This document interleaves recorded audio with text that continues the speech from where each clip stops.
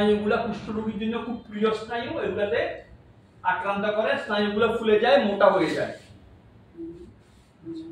তারপর এখানে দেখেন টিপ দিয়ে দেখানো আছে, একটা জায়গা দেখেন অস্পষ্ট, একটা জায়গা আছে দেখেন খুবই অস্পষ্ট, আপনারা যদি দেখতে পারেন এখান থেকে এইটুকু পর্যন্ত দেখেন, দেখলে দেখতে পারবেন অনেকটা ওই যে কদম, কদম তো চিনেন, কদম দাউদ এই ধরনের কি আছে, মিল আছে, ঠিক আছে। এরপর দেখেন এই যে পিটি হইছে দাগ, ওই উপরে সকেটের ওখানে দেখেন একটা দাগ, এরকম দাগ দিয়ে হইছে। এরপরে দেখেন অল্প বয়স্ক একটা মেয়ের হাতের কুনুই বরাবর হইছে, যে কোনো বয়সের মানুষের হয়, এটা অনেকটা দাউদের মতো, এইখান থেকে শুরু করে এই জায়গাটা লেপ্রোসিস একটা দাগ, এই দাগটা কুষ্ঠরোগের দাগ। এখানে কি নাই, ওই চারটা বৈশিষ্ট্য নাই, ঠিক আছে। তারপর এখানে যান, পিঠে দেখেন একটা, পিঠে কিসের মতো মনে হচ্ছে, দাউদের মতো মনে হচ্ছে, ঠিক আছে। তারপরে দেখেন কেমনে পরীক্ষা করে, তুলা দিয়ে ওই দাগের উপর পরীক্ষা করতেছে, যদি পরীক্ষায় যদি সে বুঝতে পারে তাহলে তার এটা কুষ্ঠরোগ বলা যাবে না, আর যদি বুঝতে না পারে আপনারা সন্দেহ করবেন যে এটা লেপ্রোসি হওয়ার পসিবিলিটি উজ্জ্বল। এখানে স্নায়ুর কথা বলছি, হাতে পায়ে অনেক স্নায়ু আছে, এটা কঠিন ধরতে আপনাদের যাব না। স্নায়ু যখন আক্রান্ত হয় তখন ফুলে যায়, মোটা হয়ে যায়, সেটা দেখেন কিছু কিছু স্নায়ু আছে, যেমন মনে করেন এই কান থেকে শুরু করে এইটুকু পর্যন্ত ঘাড়ের উপরে, এই স্নায়ুটা কুষ্ঠরোগের কারণে ফুলে যায়, দেখা যায়, সেজন্য আমরা দেখাই, কথা বুঝছেন। এরপরে দেখেন একটা স্নায়ু দুইটা অংশ ফুলে গেছে, বুঝছেন এটা। তারপর দেখেন দাউদের মতো, এটাকে যদি আপনারা ভালো করে দেখেন তাহলে বুঝতে পারবেন এই দাগটা দাউদের মতো, ওই টিপ দিয়ে বুঝাচ্ছে আপনাদের বাঁধতেছে। এখানে দেখেন এই পিঠের উপরে বড় একটা দাগ, এটাকে ভালো করে দেখলে বুঝা যায় এটাতে শুকনা শুকনা ঘামাই না বলে এই ঘটনাটা হয়। ঘাম শরীরের চামড়া তেল তেলে রাখি, ঘাম না হলে শুকনা হয়ে যায় চামড়া। এখানে দেখেন অ্যালার্জির মতো, এই ভদ্রলোক বলছে না যে আপনাদেরকে অ্যালার্জির মতো হয়, অ্যালার্জি হঠাৎ আসে হঠাৎ চলে যায়, কুষ্ঠরোগ হঠাৎ আসবেও না হঠাৎ যাবেও না, এটা একটা দীর্ঘমেয়াদী রোগ, দীর্ঘমেয়াদী তার চিকিৎসার অবস্থা, ঠিক আছে। এখানে দেখেন অ্যালার্জির মতো, এখানে দেখেন আপনার দাগ, অল্প বয়স্ক একটা ছেলে দেখেন চোখের ভ্রু নাই বললে চলে, কানের লতিটার সাথে ফুলে যাচ্ছে, পুরো চামড়াটা কপারি রেড অর্থাৎ তামাকটা রঙের হয়ে যায়। এরপরে দেখেন চামড়ার গোটা গোটা হইছে, এই গোটাগুলো অনেকটা এরকম আপনার এরকম গোটা হয়ে যায়, গোটাগুলো শক্ত, ঠিক আছে। এখানে দেখেন চোখের ভ্রু নাই, নাকটা বসে যাচ্ছে, কানের লতি ফুলে গেছে, এই চামড়ায় গোটা হচ্ছে, একই স্লাইডে 3-4টা লক্ষণ। এরপরে দেখেন এটা সুবর্ণচর থেকে তোলা একটা ছবি, গত 2 সপ্তাহ আগে, কানের লতি দেখছেন, এরকম কানের লতিটা অডলি মোটা হয়ে যায়, এটা ল্যাপ্রোসির কারণে হয়। এটা দেখেন ক্লিয়ার কাট আলাপ, তাহলে লক্ষণ শেষ।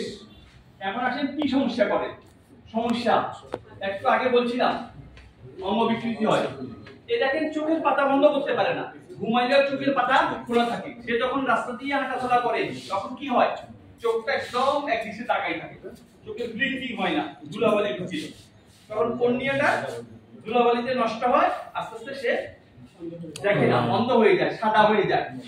চোখের কর্নিয়া সাদা হয়ে গেলে কেমন দেখা যায় দিদি, হ্যাঁ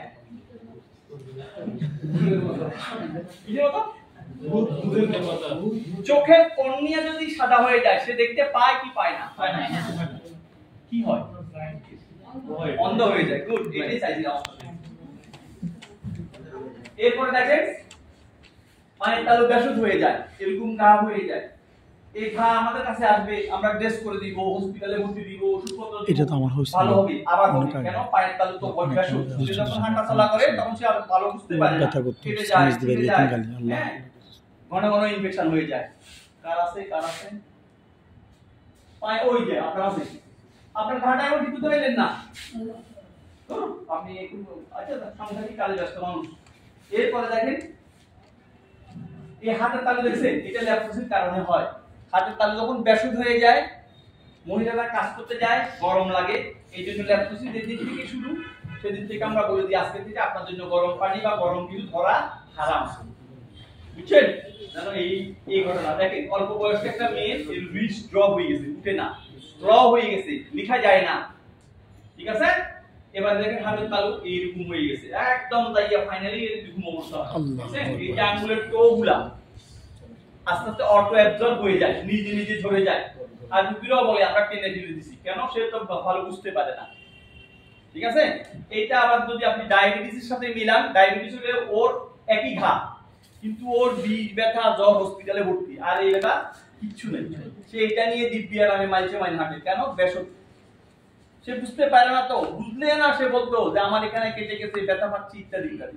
যেহেতু তার এটা বেশক, সুতরাং আপনারা তার থেকে এটা আশা করতে পারেন না, ঠিক আছে? এই অবস্থায় রোগী ভালো হয়, একটু জটিলতা দেরি হয়। এখন আসেন একদম শেষ স্লাইড। বাংলাদেশে কোথায় এর প্রাদুর্ভাব বেশি? সাধারণত উত্তরবঙ্গের প্রাদুর্ভাব বেশি। উত্তরবঙ্গ কোথায়? রংপুর, দিনাজপুর। কারো কোনো বাড়ি আছে? আছে?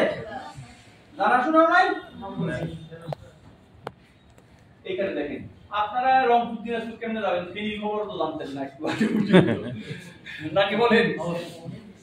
দেখেন রংপুর দিনাজপুরে বাংলাদেশের গভর্নমেন্ট মানে সরকারি সার্ভিস যেমন বেসরকারি সার্ভিস, সেখানে প্রতি ঘরে ঘরে চোখ বন্ধ করে হাসপাতালে রোগী পাওয়া যায় অনেক বেশি, ঠিক আছে?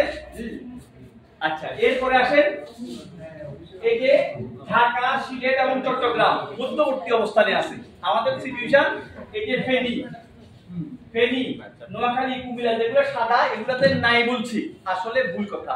আমরা গত 2 বছর ধরে ফেনীতে 43 জন, সরি নোয়াখালীতে 43 জন রোগী পাইছি, আর ফেনীতে 37।